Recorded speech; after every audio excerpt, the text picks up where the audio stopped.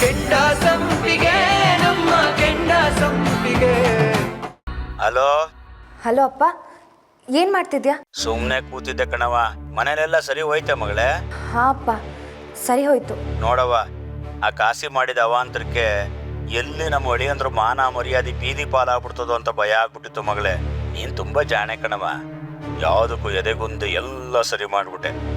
ಅಲ್ಲ, ನಾವು ಗೋಣಿ ಚೀಲದಲ್ಲಿ ಹಣ ಇಟ್ಟಿದ್ದು ಆ ಕಾಸಿಗೆ ಹೆಂಗ್ ಗೊತ್ತಾಯ್ತವ? ಅದೇ ಅಪ್ಪ, ಅದನ್ನ ಕೇಳೋಣ ಅಂತಾನೆ ನನಗೆ ಫೋನ್ ಮಾಡಿದೆ. ನಾವು ಚೀಲದಲ್ಲಿ ಹಣ ಇಟ್ಟಿದ ವಿಷಯನ ನೀನ್ ಯಾರಿಗಾದ್ರೂ ಹೇಳಿದ್ದ? ಇಲ್ಲ ಕಣ್ಮಗ, ನಾನು ಯಾಕೆ ಹೇಳವ? ನೀನ್ ಅದನ್ನ ಜೋಪಾನವಾಗಿ ಎತ್ತಿಟ್ಟಿದೀಯಾ, ಅದ್ರ ಬಗ್ಗೆ ಆಚೆ ಬಾಯ್ ಬಿಟ್ರೆ ತೊಂದರೆ ಆಯ್ತದೆ ಅಂತ ನಾನ್ ಅದ್ರ ಬಗ್ಗೆ ಯಾವತ್ತಾದ್ರೂ ಒಂದ್ ಮಾತು ಆಡಿಲ್ಲ ಕಣ್ಮಗ. ಯಾಕವ, ಏನಾಯ್ತು? ಏನಿಲ್ಲಪ್ಪ, ನಮ್ಗಷ್ಟೇ ಗೊತ್ತಿದ್ದ ವಿಷಯ ಆ ಕಾಶಿಗೆ ಹೇಗೆ ಗೊತ್ತಾಯ್ತು ಅನ್ನೋ ಚಿಂತೆ. ಅದಕ್ಕೆ ನೀನ್ ಯಾರ ಜೊತೆನಾದ್ರೂ ಮಾತಾಡುವಾಗ ಆ ಕಾಶಿ ಕಿವಿಗೆ ಬಿದ್ದಿರ್ಬೋದೇನೋ ಅಂತ ಕೇಳ್ದೆ ಅಷ್ಟೆ. ಹಂಗ ಇಲ್ಲ ಕಣವ, ನಾನು ಯಾರ ಹತ್ರನೂ ಮಾತಾಡಿಲ್ಲ. ಹೌದಾ, ಸರಿ ಅಪ್ಪ, ನಾನು ಹಿಂಗೆ ಆಮೇಲೆ ಫೋನ್ ಮಾಡ್ತೀನಿ. ಸಾಹೇಬ್ರೆ, ಅಪ್ಪನ ಹತ್ರ ಮಾತಾಡಿದೆ. ಅಪ್ಪ ಯಾರ ಹತ್ರನೂ ಹೇಳಿಲ್ವಂತೆ. ದೇವ ಏನು ಬೇರೆ ಯಾರಿಗೂ ಹೇಳೋದಕ್ಕೆ ಸಾಧ್ಯನೇ ಇಲ್ಲ ಅಂತ ಅಪ್ಪನೇ ಹೇಳಿದ್ರು. ಅಂದಮೇಲೆ ಅಪ್ಪನಿಂದಾಗ್ಲಿ ದೇವಯ್ಯನಿಂದಾಗ್ಲಿ ಈ ವಿಷಯ ಹೊರಗಡೆ ಬಂದಿರೋದಕ್ಕೆ ಸಾಧ್ಯನೇ ಇಲ್ಲ. ಹಾಗಾದ್ರೆ ಮನೆಯಿಂದನೇ ಹೋಗಿದೆ ಅಲ್ವಾ? ಹೇಗೆ ಹೇಳ್ಬೇಕು ಅಂತಾನೆ ಗೊತ್ತಾಗ್ತಿಲ್ಲ ಸಾಹೇಬ್ರೆ. ಬಹುಶಃ ನಾವು ಸೂಟ್ ಕೇಸ್ ಇಡಬೇಕಾದ್ರೆ ಯಾರಾದರೂ ನೋಡಿದ್ರಾ, ಅಥವಾ ಆ ಅನುಮಾನದ ಮೇಲೆ ಕಾಶಿ ಆರೋಪ ಮಾಡ್ತಿದ್ದಾನ ಅಂತ? ಅಲ್ಲ ಸುಮ್ನವ್ರೆ, ಅವ್ನು ಹಾಗೇನಾದ್ರೂ ನೋಡಿದ್ರೆ ಅವತ್ತು ಸಿಕ್ಕಾಕ್ಸ್ತಾ ಇರ್ಲಿಲ್ವಾ? ಏನ್ ಮಾತಾಡ್ತೀರಾ ನೀವು?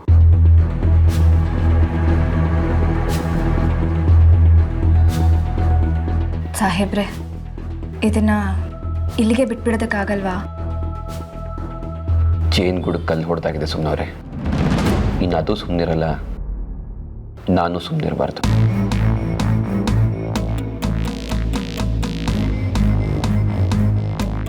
ಹಾಗಲ್ಲ, ಮನೇಲಿ ಯಾರ ಮೇಲಂತ ಅನುಮಾನ ಪಡ್ತೀರಾ? ಈ ವಿಷಯದಲ್ಲಿ ನನಗಿಬ್ಬರ ಮೇಲೆ ಅನುಮಾನ ಇದೆ. ಆದರೆ ಅವರೇ ಹೇಳಿದ್ದಾರೆ ಅನ್ನೋದಕ್ಕೆ ಸಾಕ್ಷಿ ಇಲ್ಲ. ಮಗುನ ಚಿವುಟಿ ತೊಟ್ಲು ತೂಗ್ತಿದ್ದಾರಾ ಅಂತ ಡೌಟು. ಆದರೆ ಈ ಹಿಂದೆ ಅದಕ್ಕೆ ಯಾವುದು ನನಗೆ ಕೆಟ್ಟದಾಗ್ಲಿ ಅಂತ ಬಯಸ್ತವ್ರಲ್ಲ, ಯಾಕೆ ಹೀಗೆ ಮಾಡ್ತಿದ್ದಾರೆ? ಏನಾಯ್ತು ಸಾಹೇಬ್ರೆ? ಏನಿಲ್ಲ ಸುಮ್ಮನವ್ರೆ, ನನಗೇನು ಮಾಡಬೇಕು ಅಂತ ಗೊತ್ತಾಗ್ತಾ ಇಲ್ಲ. ಆದರೆ ಒಂದಂತೂ ಸತ್ಯ, ನಮ್ಮ ಗುಟ್ಟನ್ನ ಆಚೆ ಯಾರೋ ಹೇಳ್ತಿದ್ದಾರೆ. ಅದು ಮನೆಯವರು ಆಗಿರ್ಬೋದು, ಕಾಲನಿಯವರು ಆಗಿರ್ಬೋದು.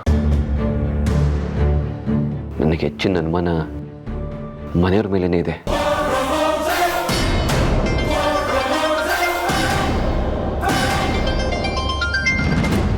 ಸಾಹೇಬ್ರೆ, ನಾಯಕರು ಫೋನ್ ಮಾಡಿದ್ದಾರೆ. ಹಲೋ, ಹೇಳಿ ನಾಯಕರೇ. ತೀರ್ಥ, ಒಂದಂತೂ ಸತ್ಯ, ಇತ್ತೀಚೆಗೆ ನಿನ್ನ ಇಂಟೆಲಿಜೆನ್ಸ್ ಕಡಿಮೆ ಆಗಿ ದಡ್ಡತನ ಹೆಚ್ಚಾಗಿ ಎಲ್ಲಿ ಪ್ರಾಬ್ಲಮ್ ಸಿಗೋತೀವಿ ಅಂತ ಅನುಮಾನ ಕಾಡ್ತಿತ್ತು. ಆದರೆ ನೀನು ಇವತ್ತು ಗಂಡಾಂತರದಿಂದ ಪಾರಾದ ರೀತಿ ನೋಡಿದ್ರೆ ನೀನಿನ್ನೂ ಹಳೆ ತೀರ್ಥಾನೆ ಕಣೆಯ. ನೆಗೆಟಿವ್ ಪಬ್ಲಿಸಿಟಿನ ಕೂಡ ಪಾಸಿಟಿವ್ ಆಗಿ ತಿರುಗಿಸ್ಕೋತೀಯ. ಕಸದಲ್ಲೂ ರಸ ತೆಗಿತೀಯ ನೀನು. ಇಲ್ಲ ನಾಯಕರೇ, ಇವತ್ತು ನಡೆದಿದ್ದ ಇನ್ಸಿಡೆಂಟಲ್ಲಿ ಯಾವುದು ನಾನು ಮಾಡಿದ್ದಲ್ಲ. ನಾನಿವತ್ತು ಆರೋಪ ಮುಕ್ತನಾಗಿದ್ದು ಕೂಡ ನನ್ನ ಜಾಣತನದಿಂದಲ್ಲ, ಅದರ ಹಿಂದೆ ಸುಮ್ಮನವರಿದ್ದಾರೆ. ಇವತ್ತು ನನ್ನ ಮೇಲೆ ಬಂದಿದ್ದ ಕಳಂಕನ ಯಾರು ದೂರ ಮಾಡಿದ್ರು ಅಂತ ಹೇಳಿದ್ರೆ ಅದು ಸುಮ್ಮನೆ ಅವ್ರ ಹಿಂದೆ ಹೋಗಿದ್ದಿದ್ರೆ ಇದು ಎಲ್ಲಿವರೆಗೂ ಹೋಗ್ತಾ ಇತ್ತು. ಸುಮನ ಮತ್ತೊಮ್ಮೆ ಸಾಬೀತು ಮಾಡ್ಬಿಡ್ಲು ಕಣಯ್ಯ, ಹೆಂಡತಿ ಅಂದರೆ ಹೀಗಿರಬೇಕು ಅಂತ. ಈ ಗಂಡ ರಾಜಕಾರಣಿಗಳಿಗೆ ಮನೆಯಿಂದ ಯಾವ ಸಪೋರ್ಟ್ ಸಿಗಲ್ಲ ಕಣಯ್ಯ. ಗಂಡ ಸಮಾಜ ಸೇವೆ, ಆ ಸೇವೆ, ಈ ಸೇವೆ ಅಂತ ಹೊರಗಡೆ ಹೋಗ್ತಾ ಇರ್ತಾನೆ. ಆದರೆ ಹೆಂಗಸರು ತಾನಾಯಿತು, ತನ್ನ ಮನೆ ಆಯಿತು ಅಂತ ಸುಮ್ಮನೆ ಇದ್ಬಿಡ್ತಾರೆ. ಆದರೆ ಸುಮನ ಹಾಗಲ್ಲ ಕಣಯ್ಯ. ನಿನ್ನ ಪ್ರತಿ ಹೆಜ್ಜೆ ಜೊತೆಗೂ ಹೆಜ್ಜೆ ಇಡ್ತಾ ಇದ್ದಾಳೆ.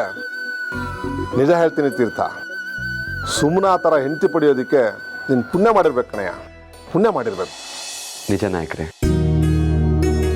ಹಾಂ ಸರಿ ತೀರ್ಥ, ಈ ವಿಷಯವಾಗಿ ನಾಳೆ ಪಾರ್ಟಿ ಮೀಟಿಂಗಲ್ಲಿ ಚರ್ಚೆ ಮಾಡಬೇಕು. ನೀನು ಬಂದ್ಬಿಡಪ್ಪ, ಓಕೆನಾ? ಓಕೆ. ಏನು ಹೇಳಿದ್ರು ಸಾಹೇಬ್ರೆ? ನಡೆದಿದ್ದ ಘಟನೆಗಳ ಬಗ್ಗೆ ಹಿರಿಯ ನಾಯಕರ ಜೊತೆ ಒಂದ್ಸಲ ಮೀಟಿಂಗ್ ಮಾಡಬೇಕಂತೆ, ಬಾ ಅಂತ ಹೇಳಿದ್ರು. ಅದರಿಂದ ತೊಂದರೆ ಏನೂ ಇಲ್ಲ ತಾನೆ? ಸಮಸ್ಯೆನೆಲ್ಲ ದೂರ ಮಾಡಿದ್ರಿ ಸುಮ್ಮನವ್ರೆ.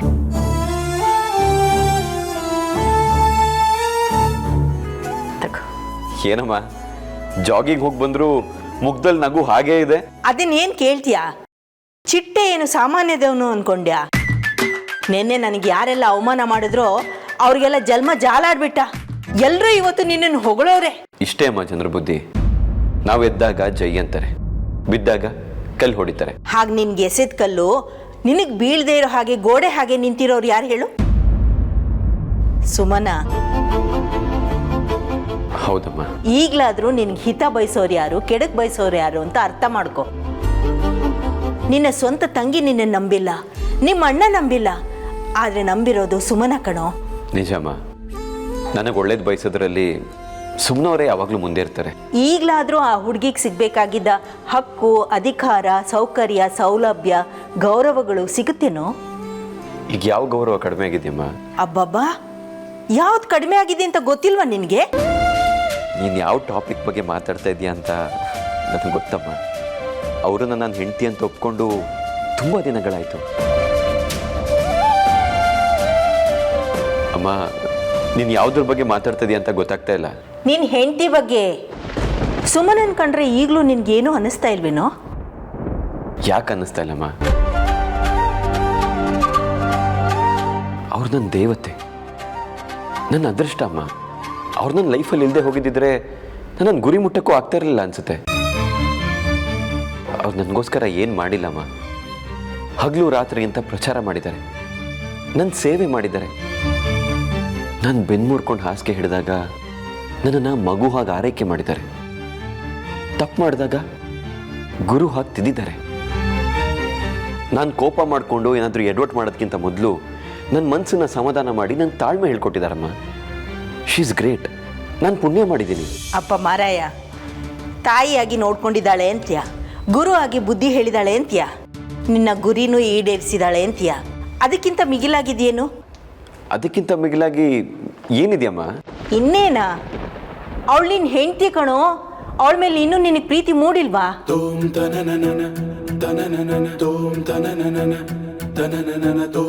ಈಗ ಪಾಯಿಂಟಿಗೆ ಬಂದೆ.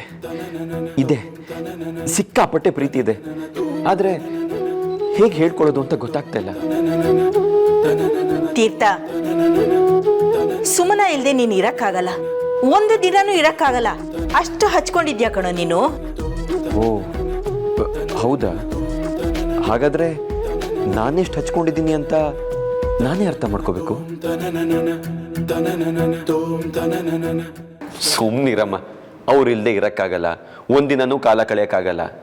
ಇದೆಲ್ಲ ಸ್ವಲ್ಪ ಓವರ್ ಆಗಿಲ್ವಾ? ನೋಡೋ, ನಿನಗೆ ಸುಮನನ್ ಪ್ರೀತಿ ಗೊತ್ತಾಗಬೇಕಾದ್ರೆ, ನೀನು ಸುಮನನ ಮೇಲೆ ಎಷ್ಟು ಡಿಪೆಂಡ್ ಆಗಿರ್ತೀಯ ಅಂತ ನಿನಗೆ ಗೊತ್ತಾಗಬೇಕಾದ್ರೆ ನಾ ಹೇಳಿದ ಕೆಲಸ ಮಾಡು. ಹೇಳಮ್ಮ, ಅದೇನು ಮಾಡಬೇಕು ಹೇಳು. 48 ಗಂಟೆ ನೀನು ಸುಮನನ ಜೊತೆ ಮಾತಾಡಬೇಡ. ಸುಮನ ಕೊಟ್ಟಿರೋದನ್ನ ತಿನ್ಬೇಡ. ಸುಮನನ್ನ ನೋಡ್ಲೂ ಬೇಡ. ಅವಳು ಕೊಟ್ಟಿರೋದನ್ನ ಉಡ್ಬೇಡ. ಅದ್ರ ಬಗ್ಗೆ ಯೋಚನೆನೂ ಮಾಡಬೇಡ. ಕಂಪ್ಲೀಟ್ ಆಗಿ 48 ಗಂಟೆ ಅವಳನ್ನ ಅವಾಯ್ಡ್ ಮಾಡು.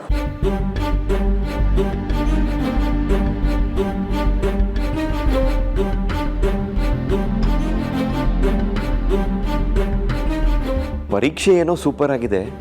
ನನ್ನನ್ನು ನಾನು ಪರೀಕ್ಷೆ ಮಾಡ್ಕೊಳ್ಳೋದಕ್ಕೂ ಒಂದೊಳ್ಳೆ ಅವಕಾಶ ಆಗಲಿ. ಒಪ್ಕೊಂಡೇ ಬಿಡ್ತೀನಿ. ನನ್ನ ಪ್ರೀತಿ ಎಷ್ಟಿದೆ ಅಂತ ನಾನು ತಿಳ್ಕೊಬೇಕಲ್ವಾ?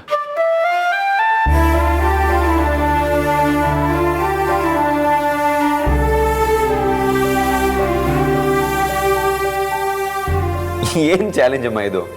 ಸುಮ್ಮನೆ ಅವ್ರ ಜೊತೆ 48 ಗಂಟೆ ಅಲ್ಲ, 48 ದಿನ ಬೇಕಾದ್ರೂ ಮಾತಾಡದೇ ಇರ್ತೀನಿ. 48 ಗಂಟೆಗಳು ಅಲ್ಲ ಕಣೋ, ಒಂದು ದಿನ ಕೂಡ ಅವಳನ್ನ ಬಿಟ್ಟಿರೋದಕ್ಕಾಗಲ್ಲ. ಇದು ನನ್ನ ಚಾಲೆಂಜ್. ಸರಿ ಸರಿಮ್ಮ, ನಂದು ಚಾಲೆಂಜ್. ನೀ ನನ್ನ ಮಗ ಕಣೋ, ನನಗೆ ಗೊತ್ತಿಲ್ವ ನೀನು ಏನು ಅಂತ.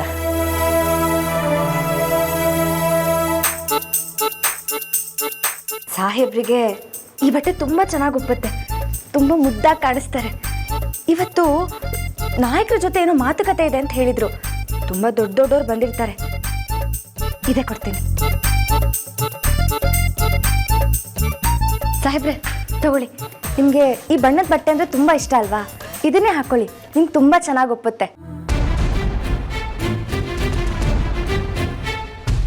ಅವಳು ಕೊಟ್ಟಿರೋದನ್ನ ಉಡ್ಬೇಡ, ಅದ್ರ ಬಗ್ಗೆ ಯೋಚನೆನೂ ಮಾಡಬೇಡ. ಕಂಪ್ಲೀಟ್ ಆಗಿ 48 ಗಂಟೆ ಅವಳನ್ನ ಅವಾಯ್ಡ್ ಮಾಡು.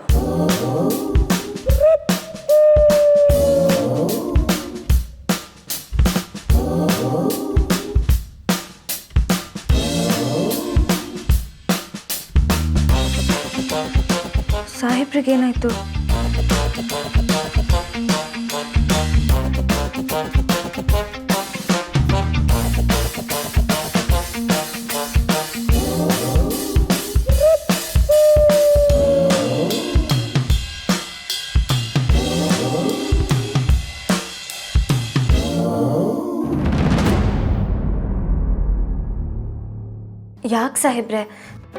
ಯಾಕೆ ಸಾಹೇಬ್ರೆ ಒಂಥರ ಇದ್ದೀರಾ?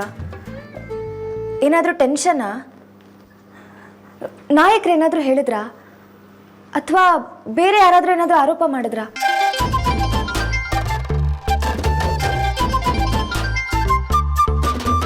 ಹಲೋ ಪಾಟೀಲ್ ಅವರೇ.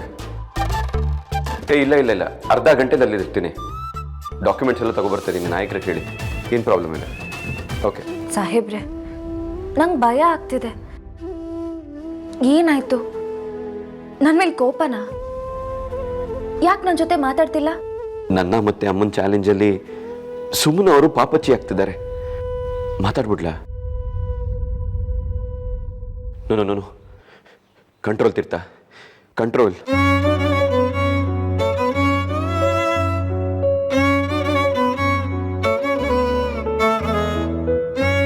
ಏನ್ ಬೇಕು ಸಾಹೇಬ್ರೆ? ಏನ್ ಹುಡುಕ್ತಿದ್ದೀರಾ? ಏನ್ ಬೇಕು ಅಂತ ಹೇಳಿ, ನಾನು ಹುಡ್ಕೊಡ್ತೀನಿ.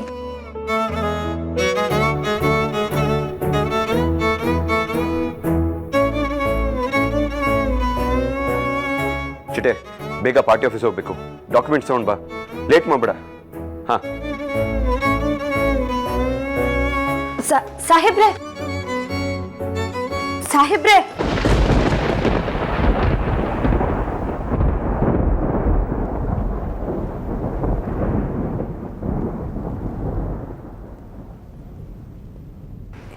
ಏನಾಗಿರ್ಬೋದು?